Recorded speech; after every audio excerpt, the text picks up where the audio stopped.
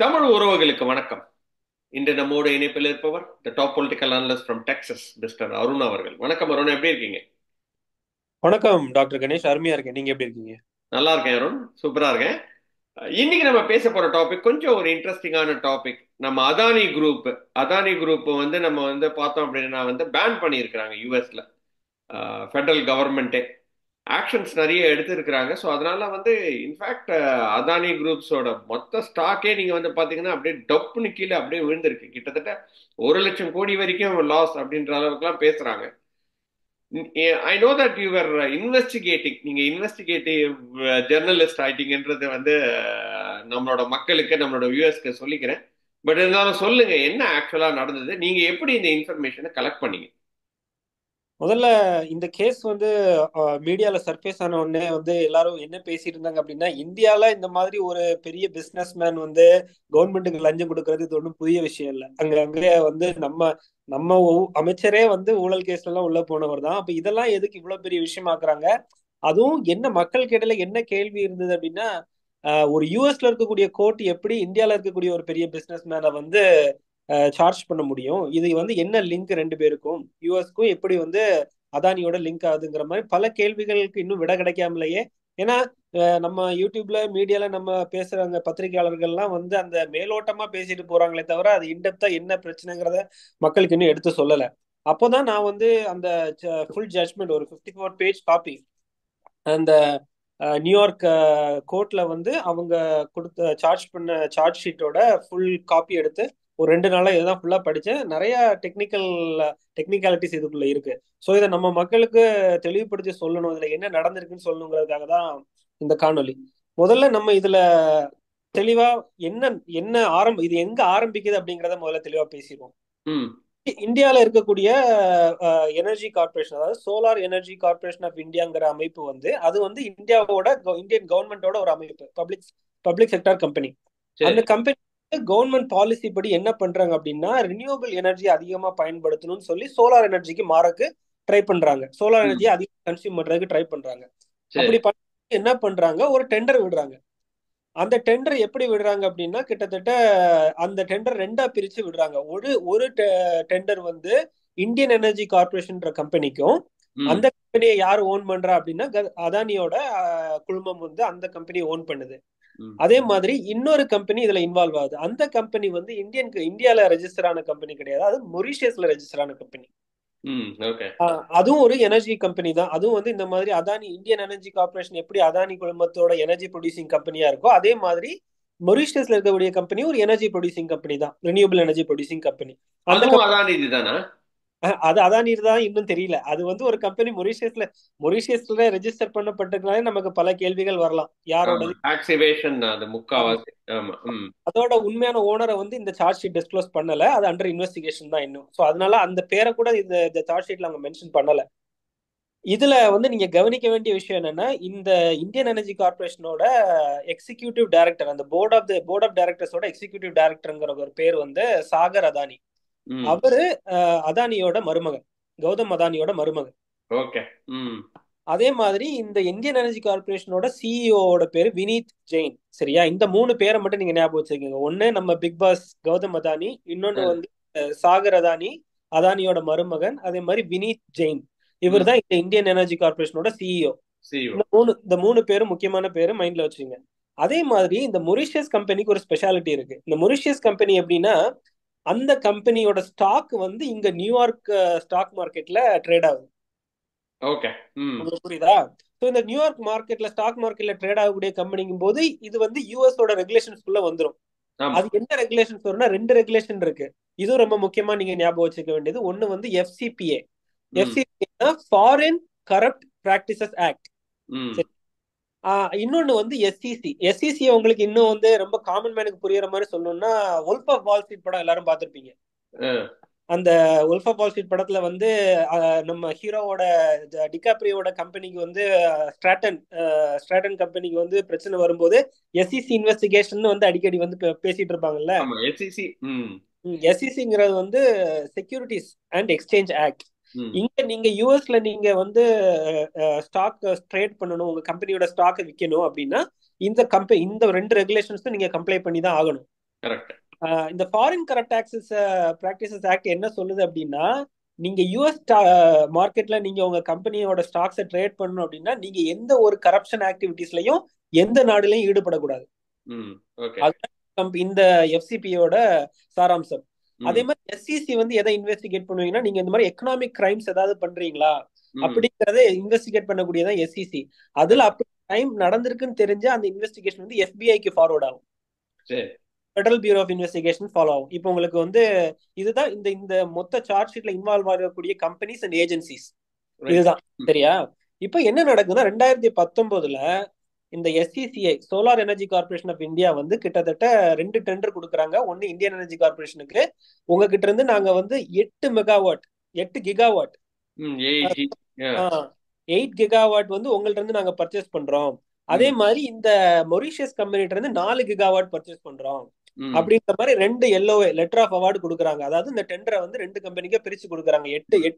8 gigawatt Adani கம்பெனிக்கும், இன்னொரு 4 gigawatt வந்து இந்த மொரிஷியஸ் கம்பெனிக்கும் கொடுக்குறாங்க.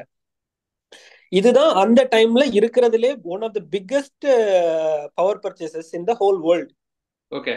இந்தியன் ஆமா இந்தியன் கவர்மெண்ட் தான். ஓகே. ஆமா, 12 கிகாவாட்டுங்கிறது ரொம்ப பெரிய இது.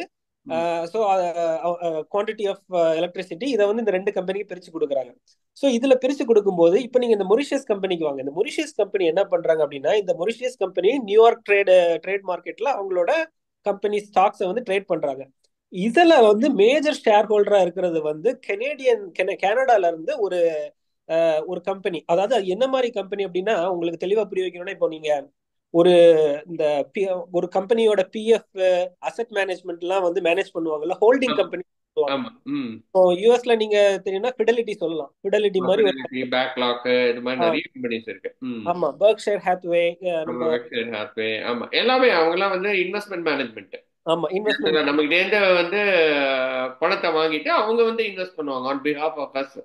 எஸ் நிறைய பேர். ஆமா அது வந்து இன்வெஸ்ட்மெண்ட் மேனேஜ்மெண்ட்டும் இருக்கு, மியூச்சுவல் ஃபண்ட்ஸ்னு இருக்கு. So they come under different umbrellas. இப்போ நம்ம வந்து ஓகே நம்ம ஸ்டாக் வாங்க தேவையில்லை, ஆனா வந்து எனக்கு எங்கேயாவது இன்வெஸ்ட் பண்ணணும், எனக்கு ஸ்டாக் மார்க்கெட் தெரியாது அப்படின்னா இந்த மாதிரி கம்பெனிஸ்க்கு கொடுத்துட்டோம்னா அவங்க வந்து இன்வெஸ்ட் பண்ணுவாங்க. நமக்கு வந்து அந்த டிவிடெண்ட் நம்ம கிட்ட கொடுப்பாங்க, அவங்க வந்து ஒரு கமிஷன் எடுத்துப்பாங்க. Correct, perfect. ஆமா, அவ்வளவுதான். அந்த மாதிரி ஒரு கம்பெனி தான் இந்த கெனடியன் கம்பெனி. அந்த கெனடியன் கம்பெனியோட பேரும் இதுல வந்து நம்ம மென்ஷன் பண்ணல இந்த சார்ட் ஷீட்ல. ஸோ நீங்க ஒரு கெனடியன் கம்பெனி வச்சுங்க. அந்த கம்பெனி தான் இந்த மொரிஷியஸ் கம்பெனியோட மெஜாரிட்டி ஸ்டாக்ஸை ஹோல்ட் பண்றாங்க. சரி. அப்போ இந்த கம்பெனியோட லாப நஷ்டங்கள்ல அந்த கம்பெனிக்கு ஒரு இன்ட்ரெஸ்ட் இருக்கு. இருக்கு. அது அது எப்படி வெளிப்படுது இந்த சார்ட் ஷீட்ல அப்படின்னா, இந்த கம்பெனியோட எம்ப்ளாயிஸ் வந்து அந்த கம்பெனியோட போர்ட் ஆஃப் டைரக்டர்ஸ்லயும் இருக்காங்க. ஓ ஓகே. சரி. சரியா? அதனால இந்த கம்பெனி நஷ்டத்துல போயிடக்கூடாதுங்கிறது பெரிய இன்ட்ரெஸ்ட் இந்த மெஜாரிட்டி ஸ்டாக்கை ஹோல்ட் பண்ற இந்த கெனடியன் கம்பெனிக்கு. தப்பு கிடையாது, அது தப்பு கிடையாது. இது வரைக்கும் இந்த எதுவும் தப்பு நடந்த மாதிரி வரல இல்லையா? நான் வந்து every thing is going fine. Register பண்ணிருக்காங்க, அவங்க இதுல இன்வெஸ்ட் பண்றாங்க. பட் யார் இன்வெஸ்ட் பண்ணாலும் அவங்களுக்கு ஒரு ஒரு ஆங்ஸைட்டி அண்ட் எக்ஸைட்மெண்ட் இருக்கும் இல்லையா? எப்படி நம்ம கம்பெனி பர்ஃபார்ம் பண்ணுது அதுக்கு ஏற்றபடி தானே அவங்க வந்து சம்பாதிச்சு அதை வந்து இன்வெஸ்டர்ஸ்க்கு கொடுக்க முடியும். நிச்சயமா இது வரைக்கும் தப்பு நடக்கல. ஆமா, இது வரைக்கும் எந்த பிரச்சனையும் இல்ல. 12 மெகாவாட் 2 பிரிச்சுக்கிறாங்க. 12 கிகாவாட் 8 கிகாவாட் 4 கிகாவாட்டா பிரிச்சுக்கிறாங்க. These people are really excited. இது ஒரு பெரிய ப்ராஜெக்ட். $2 பில்லியன் வரைக்கும், அதாவது over the period of 20 years ஒரு $2 பில்லியன் வரைக்கும் ப்ராஃபிட் மட்டுமே வரக்கூடிய ஒரு பெரிய ப்ராஜெக்ட்ங்கிறதுனால they are very much excited. சரியா? இந்த இடத்துல இப்படி போயிட்டு இருக்கும்போது என்ன ஆகுது அப்படின்னா, இந்த கிகாவாட் சோலார் கிகாவாட்டோட யூனிட் பிரைஸ் செட் பண்றாங்க. அந்த பிரைஸ் செட் பண்ணும்போது எஸ்சிசிஐக்கு வந்து என்ன தோணுது அப்படின்னா, நீங்க வந்து ரொம்ப ஹை பிரைஸ் கோட் பண்றீங்க. இந்த ஹை பிரைஸ் கோட் பண்றது யாருன்னா இந்தியன் எனர்ஜி கார்பரேஷன் பிளஸ் இந்த மொரிஷியஸ் கம்பெனி. 2 பேரும் கொடுக்கக்கூடிய யூனிட் பிரைஸ் வந்து ஹை. இந்த இடத்துலதான் காமன் கன்சியூமரான நம்ம, அதாவது இந்திய மக்கள் எப்படி பாதிக்கப்படுறாங்கன்னா, நீ அதிக விலை கொடுத்து நீ வாங்க போற, ஏன்னா அரசு அதிக விலை கொடுத்து அதானிட்ட வாங்க போகுது, அந்த பில்ல ஓன் தலையில கட்ட போகுது. இது மக்களை எப்படி பாதிக்குங்கிற ஆஸ்பெக்ட். அப்போ இந்த மாதிரி ஒரு ஹை எனர்ஜி பிரைஸ்ல இருக்கும்போது நம்ம தமிழ்நாடு ஸ்டேட் டான்ஜெட்கோ, ஜம்மு காஷ்மீர், ஒரிசா, சத்தீஸ்கர், ஆந்திர பிரதேஷ் இந்த 5 மாநிலங்கள் வந்து யோசிக்கிறாங்க, இதை எப்படி ஹை பிரைஸ்க்கு வாங்கி நம்ம எப்படி மக்கள் மேல வந்து சுமையை ஏத்துறதுன்னு யோசிக்கிறாங்க. யோசிக்கும் போது இந்த ப்ராஜெக்ட் அப்படியே டிராப் ஆகுற மாதிரி நிலைமைக்கு போகுது. இவங்க எல்லாம் பயங்கர எக்ஸைட்டடா இருக்காங்க, இந்த மாதிரி ஒரு பெரிய ப்ராஜெக்ட் வருது, $2 பில்லியன் கிட்டத்தட்ட 20,000-30,000 கோடி ரூபாய் லாபம் வரப்போகுதுங்கிற ஒரு நிலைமையில இருக்கும்போது இந்த ப்ராஜெக்ட் வந்து இந்த டெண்டரை சாட்டிஸ்ஃபை பண்ண முடியாத நிலைமைக்கு எஸ்சிசிஐ போகுது. ஏன்னா அந்த லெட்டர் ஆஃப் அவார்ட் படி எஸ்சிசிஐல தான் அந்த பையரை கண்டுபிடிக்கணும். நாங்க உங்களை தயாரிச்சு கொடுத்துருவோம் எலக்ட்ரிசிட்டியை, ஆனா நீங்க தான் உங்கள்ட்ட யார் வாங்க போறாங்கிறத நீங்க தான் போய் கண்டுபிடிச்சு கொண்டு வரணும்னு. அப்ப எஸ்சிசிஐ வந்து அதானிட்ட போறாங்க, இந்த மாதிரி எங்களால வந்து இந்த பிரைஸுக்கு எங்களால வந்து பையரை கண்டுபிடிக்க முடியலன்னு போகும்போது இந்த இடத்துலதான் நம்ம பிக் பாஸ் அதானி என்ன பண்றாரு, அவரோட சித்து விளையாட்ட ஆரம்பிக்கிறாரு. என்ன பண்றாரு அப்படின்னா, கிட்டத்தட்ட 2109 கோடி லஞ்சம் கொடுக்கறதுக்கு இந்த 5 ஸ்டேட்டுக்கும் பிரிச்சு கொடுக்கறதுக்கு வந்து தயாராகிறாங்க. ஓகே, யாருக்கு? ஆமா, தயாராகிறாங்க அப்படின்னா இந்த சார்ஜ் ஷீட்ல வந்து அபிஷியல்ஸ்னு போட்டிருக்காங்க, யாருக்கு கொடுத்துருக்கான்ற பேரை இன்னும் மென்ஷன் பண்ணல. யார் யாரு வாங்கியிருக்காங்க அப்படின்னா தமிழ்நாடு எலக்ட்ரிசிட்டி போர்டோட டான்ஜெட்கோவோட அபிஷியல்ஸ் வாங்கியிருக்காங்க. அதே மாதிரி ஜம்மு அண்ட் காஷ்மீர், சத்தீஸ்கர், ஆந்திர பிரதேஷ், ஒரிசா. சரியா? இதுல நீங்க முக்கியமா கவனிக்கணும்னா இந்த 2109 கோடியில கிட்டத்தட்ட 1750 கோடி ஆந்திர பிரதேசுக்கு மட்டும் போயிருக்கு. 1750 கோடி. ஏன்னா அவங்கதான் 7 கிகாவாட் வாங்குறதுக்கு அவங்கதான் ஒப்பந்தம் போட்டிருக்காங்க. சரி, ஓகே. வலுவா அடிச்சிருக்காங்க ஆந்திர பிரதேஷ்ல 1750. மிச்ச 4 ஸ்டேட்டுக்கு சேர்ந்துதான் மிச்சம் 500 கோடி பிரிஞ்சு போயிருக்கு. உங்களுக்கு புரியுதா? இதுல நீங்க முக்கியமா கவனிக்க வேண்டிய விஷயம் என்னன்னா, இந்த இந்த ஸ்கீமை வந்து ரெடி பண்றதுக்கு அதானி வந்து இந்த மொரிஷியஸ் கம்பெனிட்ட பேசுறாரு. இதை வந்து இந்த பிளான் டிராப் ஆகாம இருக்கணும், நீங்களும் லாபம் அடையணும், நானும் லாபம் அடையணும் அப்படின்னா இந்த நெகோசியேஷன்ஸ் எல்லாம் பண்றது யாருன்னா சாகர் அதானி, அந்த கம்பெனியோட எக்ஸிக்யூட்டிவ், இந்தியன் எனர்ஜி கார்பரேஷனோட எக்ஸிக்யூட்டிவ் டைரக்டர் வித் அப்ரூவ். அவர் யாருன்னா அதானியோட மருமகன். மொரிஷியஸ் கம்பெனியோட சிஇஓ. ஆமா, அந்த மொரிஷியஸ் கம்பெனியோட அந்த மெஜாரிட்டி ஸ்டாக் ஹோல்டரான அந்த கெனடியன் இன்வெஸ்டர்ஸ்ட பேசுறாங்க. இந்த பாருங்க, நாங்க பாத்துக்கிறோம், நாங்க உங்க கவர்மெண்ட் அபிஷியல்ஸுக்கு லஞ்சம் கொடுக்கறதெல்லாம் நாங்க பாத்துக்கிறோம், ஆனா இந்த கான்ட்ராக்ட்ல இந்த பிரைப்ல உங்களுக்கும் பங்கு இருக்கு, நீங்களும் உங்க பார்ட் எனக்கு தரணும் பேசுறாங்க. நாங்க பையஸ கண்டுபிடிச்சாதான் உங்களுக்கும் இந்த இந்த டெண்டர்ல வந்து பார்ட்டிசிபேட் பண்ண முடியும். அதனால இந்த பையஸ நாங்க கண்டுபிடிக்கிறதுனால எங்களுக்கு நீங்க கமிஷன் தரணும், இந்த பிரைப கொடுக்கறதுக்காக உங்களோட போர்ஷனும் அதுல இருக்குன்னு சொல்லி அவங்களுக்கு உண்டான பங்கு கேட்கறாங்க. அதுல எவ்வளவு கேட்கறாங்க அப்படின்னா, இந்த ஆந்திர பிரதேசத்தை தவிர்த்து மிச்ச 4 மாநிலத்துக்கு வந்து 650 மெகாவாட்டை வந்து அந்த மொரிஷியஸ் கம்பெனி சப்ளை பண்ணுது. அதுக்கு வந்து லஞ்ச பணம் 55 கோடி ரூபாய். சரி, கிட்டத்தட்ட $7 மில்லியன். சரியா? இந்த 55 கோடி ரூபாயை வந்து அந்த 650 மெகாவாட்டுக்கான பிபிஏ, அதாவது பவர் பர்ச்சேஸ் அக்ரிமெண்ட்டுக்கு உண்டான பிரைப கேக்குறாங்க. யாரு? அதானி கேக்குறாரு. ஆமா, கேக்குறாங்க. அதே மாதிரி இன்னொரு பெரிய அந்த ஆந்திரா வாங்குறாங்கல்ல 7 கிகாவாட், 2.3 கிகாவாட் சப்ளை பண்ற இந்த மொரிஷியஸ் கம்பெனி, அதுக்கு வந்து 583 கோடி ரூபாய் உங்களோட பங்கு இந்த லஞ்சத்துல. சரியா? இத கேக்குறாங்க. அப்போ வந்து அந்த கனடியன் கம்பெனி யோசிக்குது, இது எப்படி வந்து இவ்வளவு பெரிய அமௌண்ட்டை வந்து நம்ம ஏன்னா இதெல்லாமே இவங்க யூஎஸ்ல ட்ரேட் பண்ணிட்டு இருக்கிறதுனால இவங்க வந்து லீகலா தான் பண்ண முடியும். அப்ப இவங்க எந்தெந்த வழியில இந்த அமௌண்ட்டை வந்து இந்த அதானி பண்ணலாம். ஏன்னா வந்து ஆமா, நிச்சயமா அதை டிரான்ஸ்ஃபர் பண்ணாதானே இங்க இருக்கிறவங்களுக்கு கொடுக்க முடியும். நான் வந்து ஓகே, நான் முதல்ல கொடுத்துறேன், அப்புறம் நீ கொடுனா யாரும் கொடுக்க மாட்டாங்க. ஆமா. சோ ஏன்னா இது வந்து கரப்ஷன் பணங்கிறதுனால நம்ம இதுல நியாய தர்மம் எல்லாம் பார்க்க முடியாது. நீ கையில காசு வாயில தோசைங்கிறதுதான் மேட்ரு இதுல. சோ அப்போ தொடர்ச்சியா இந்த அதானி குழுமமும் இந்த கெனடியன் இன்வெஸ்டிங் கம்பெனியும் டாக்ஸ்ல இருக்காங்க. இதெல்லாம் எப்ப நடக்குதுன்னா பிட்வீன் 2020 and 2023 இதெல்லாம் நடக்குது.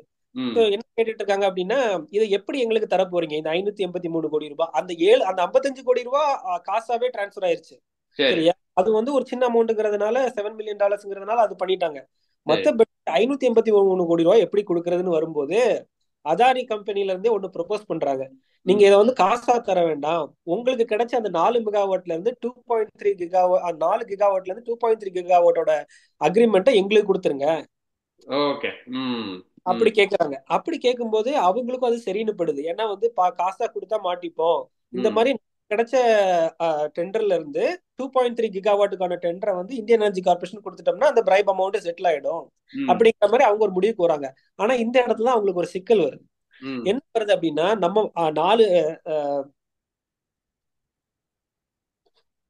4 கிகாவாட்டுக்கு உண்டான ப்ராஜெக்ட் கிடைச்சிருக்குன்னு சொல்லிதான் நம்ம இன்வெஸ்டர்ஸ் எல்லாம் போர்ட் ஆஃப் டைரக்டர்ஸ் இந்த அப்ரூவலை வாங்கியிருக்கோம். இப்ப கொடுக்க சொல்றாங்களே, எப்படி கொடுக்கறது? அப்ப நம்ம போர்ட் ஆஃப் டைரக்டர்ஸ் வந்து யூஎஸ் பர்சன்ஸா இருப்பாங்க. அவங்கள எப்படி, ஏன்னா இந்த கம்பெனியில் இந்த இன்வெஸ்ட்மெண்ட் கம்பெனி பண்ணிட்டு இருக்கணும் இந்தியன்ஸ். அவங்க பேர் வந்து எப்படின்னா Ranjit Gupta and Cyril Cabanes, Australian citizen ஒருத்தங்க. இவங்க தான் இதை வந்து கன்ஸ்பயர் பண்றாங்க ம்.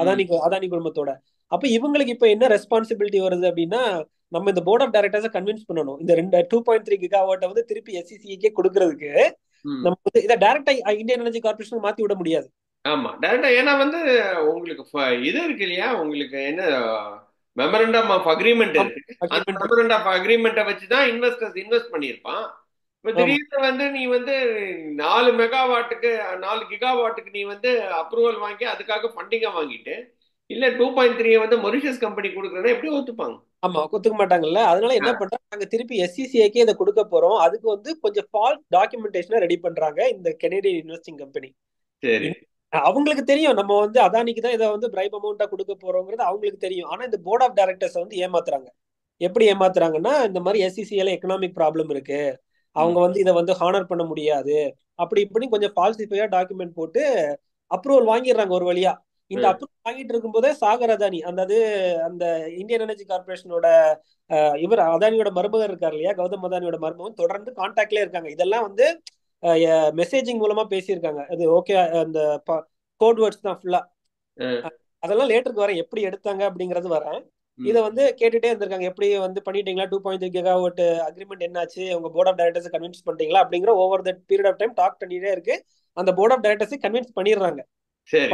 இதை வந்து திருப்பி எஸ்சிசிஐ கொடுத்துட்றாங்க. எஸ்சிசிஐல இருந்து அதானி குரூப் வாங்கிருது. ம். அப்ப அந்த 2109 கோடி ரூபாய் லஞ்ச பணத்துக்கு இவங்க கொடுக்க வேண்டிய பங்கு கொடுத்து முடிச்சாச்சு. கொடுத்து எல்லாம் முடிச்சது. சேர்த்து every one is happy at this point. சரியா, ம். ஒரு ம். பிரச்சனையும் இல்ல. ஒன்றும் பிரச்சனை இப்போ இல்லை. இப்போ வந்து இந்த மொரிஷியஸ் கம்பெனி இங்க யூஎஸ்ல ட்ரேட வந்து ஸ்டாக்ஸ் ட்ரேட் பண்றதுனால அவங்களுக்கு ஒரு அக்கௌண்டபிலிட்டி இருக்கு. என்ன அக்கௌண்டபிலிட்டினா, வருஷம் வருஷம் அவங்க வந்து இந்த எஸ்இசிக்கு ஒரு ரிப்போர்ட் அனுப்பணும். ஆமா ரிப்போர்ட் அனுப்பணும் நிச்சயமா. ஆமா. சரி, அப்போ இந்த எவ்ரி குவார்டரே அனுப்பணும் இன்ஃபேக்ட். பட் ஃபைனலா நம்ம வந்து எவ்ரி இயர் எண்ட் அனுப்புறது தான் வந்து மிகப்பெரிய ஒரு ரிப்போர்ட்.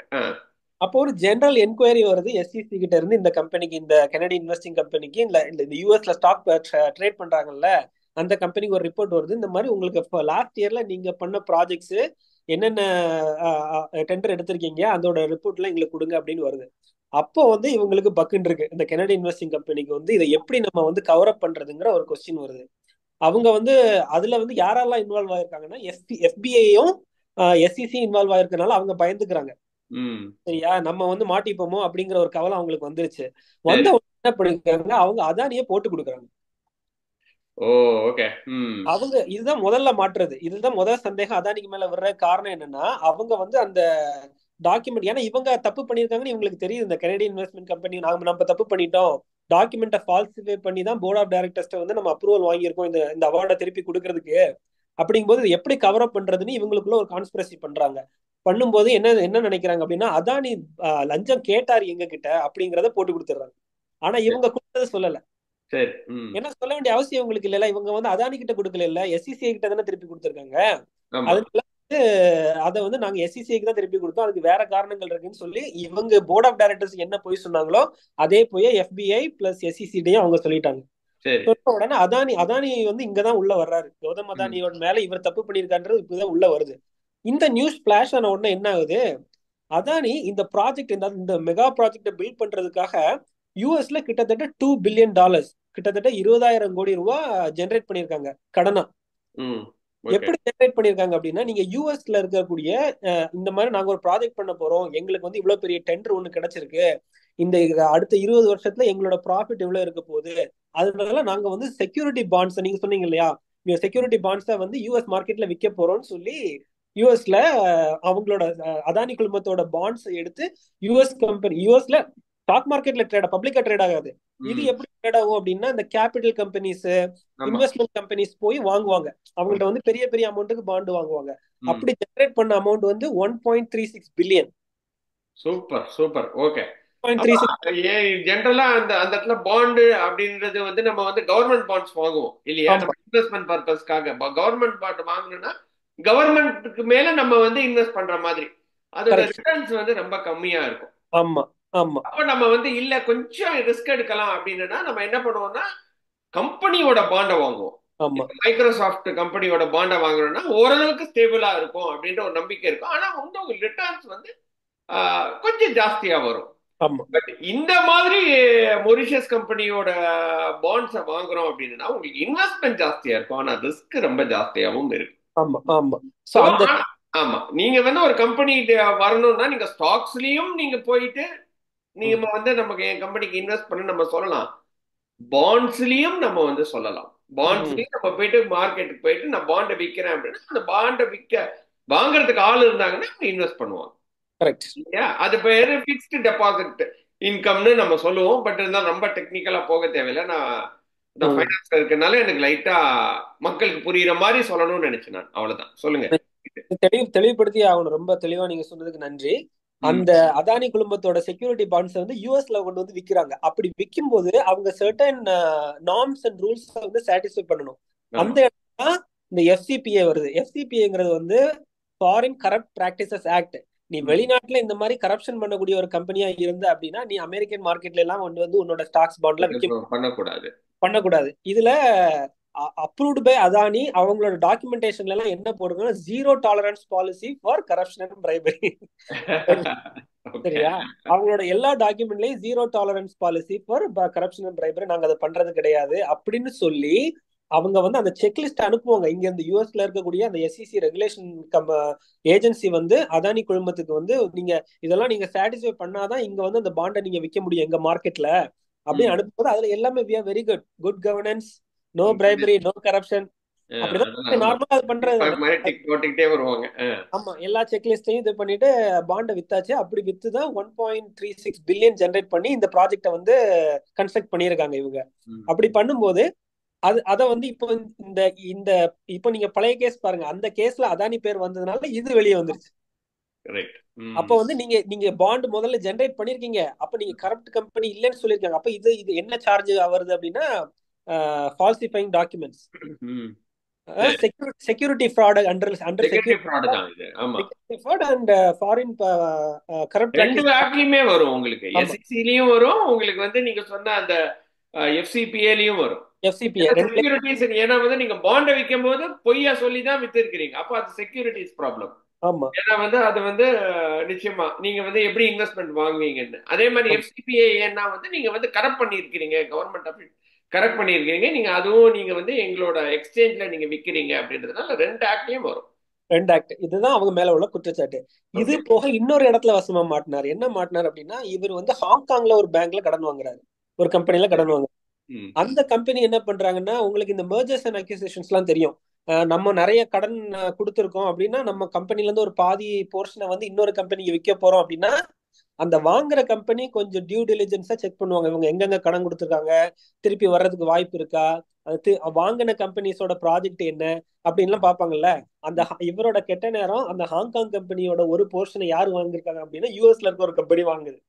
சரி. அப்படி வாங்கும்போது அவங்க என்ன பண்றாங்க, இந்த கடனை இவங்க யாராருக்கு கொடுத்துருக்காங்கன்னு பார்க்கும்போது அதானி குழுமம் கடன் வாங்கியிருக்கு. சரி. அவங்க என்ன பண்றாங்க, இவங்க வந்து என்ன மாதிரி கம்பெனி என்ன பண்றாங்க அவங்களும் கண்டுபிடிச்சிடுறாங்க இவங்க கரப்ட் கம்பெனி. ம். சரி. சரியா? ஓகே. ம். கரப்ட் கம்பெனி கண்டுபிடிச்சது மட்டும் இல்லாம நீங்க வந்து டாக்குமெண்ட்ல கடன் வாங்கும்போது நாங்க கரப்டட் இல்ல அப்படின்னு சொல்லி டிக் பண்ணி கொடுத்துருக்கீங்க. ம். கொடுக்கும்போது அந்த இடத்துலயும் ஒரு இன்னொரு கேஸ் ரைஸ் ஆகுது. சரி. சரியா? ஓகே. அப்படி 3 இடத்துல சிக்கிட்டாங்க. 3 இடத்துல சிக்கும் போது இதை எப்படி வந்து அதானியோட கனெக்ட் பண்றாங்க அப்படின்னா இந்த இன்வெஸ்டிகேஷன் டைம்ல சாகர் அதானி யூஎஸ்ல இருக்கும்போது அவர் வாரண்ட் வாங்கிடுறாங்க. யாரா சாகர் அதானியோட ஆபீஸை சர்ச் பண்றதுக்கு வாரண்ட் வாங்கி அவர்கிட்ட இருக்க போன் லேப்டாப் எல்லாம் பறிமுதல் பண்ணிடுறாங்க. ஓகே. அதெல்லாம் பறிமுதல் பண்ணும்போது அந்த டீடைலா conversation direct one to one conversation with மாமா அண்ட் மருமகன் ம். போயிருக்குல்ல. அவங்க ம். எப்படி அதானி வந்து எப்படின்னா ரொம்ப எக்ஸ்டென்சிவாலாம் ரிப்ளை பண்ணல. அவரோட ரிப்ளை எல்லாம் ஓகே, எஸ், அந்த மாதிரி தான் அவரோட பேர்லாம் இருக்காது. அதே மாதிரி அவரை வந்து எப்படி கூப்பிட்டுருக்காங்க அப்படின்னா த பிக் மேன். ம். அதெல்லாம் அதெல்லாம் இந்த சார்ட் ஷீட்ல கோட் பண்ணி வந்திருக்கு. என்ன அந்த டெக்ஸ்ட் மெசேஜ் எல்லாம் எப்படி போயிருக்கு, த பிக் மேன், அதுக்கப்புறம் நூமரோ ஊனோ. நூமரோ ம். ஊனோனா நம்பர் ஒன்னு சொல்லுவாங்கல்ல, அதே மாதிரி நம்பர் ஒன்னு சாகரை வந்து நம்பர் ஒன் -1 அந்த மாதிரி கோட் வேர்டு பயன்படுத்தி தான் வந்து ஃபுல்லா டெக்ஸ்ட் மெசேஜ்ல இது பண்ணியிருக்காங்க. ஸோ அதெல்லாம் பறிமுதல் பண்ணிடுறாங்க. அது போக இந்த கனடியன் இன்வெஸ்டர் கம்பெனி இவங்களுக்கு எப்படி இந்த பிரைப் அமௌண்ட் கொடுக்கலாங்கிறதுக்கு வந்து பவர் பாயிண்ட் எல்லாம் போட்டு வச்சிருக்காங்க. அந்த பவர் பாயிண்ட் எல்லாம் வெளியே வந்துச்சு. ஆமா, பவர் பாயிண்ட், டெக்ஸ்ட் மெசேஜ் எல்லாம் கனெக்டிங் டு இது எப்படி அதானியோட கனெக்ட் ஆகுது நீங்க கேட்கலாம். இது ரைட்டா. எப்படி அதானியோட ம். நீங்க கனெக்ட் பண்ண முடியும், கௌதமோட அதானியோட கனெக்ட் பண்ண முடியும் கேக்குறீங்கல்ல. இது டைரக்டா கனெக்ட் பண்ணுங்க. அதே மாதிரி அகமதாபாத்ல கௌதம் அதானியோட கார்பரேட் ஆபீஸ்ல வந்து இந்த கனடியன் கம்பெனிக்காரங்க வந்து டைரக்டா மீட் பண்ணியிருக்கக்கூடிய சாட்சிகளும் கிடைச்சிருக்கு. சரியா? இதுதான் இந்த மொத்த கேஸ்ல இவர் மாட்டினதுக்கு உண்டான சிக்கல். சிக்கல். ஓகே. எனக்கு இங்க என்ன ஒரு கொஸ்டின் வருது அப்படின்னா, இப்ப கவர்மெண்ட் மாறப்போகுது இல்லையா?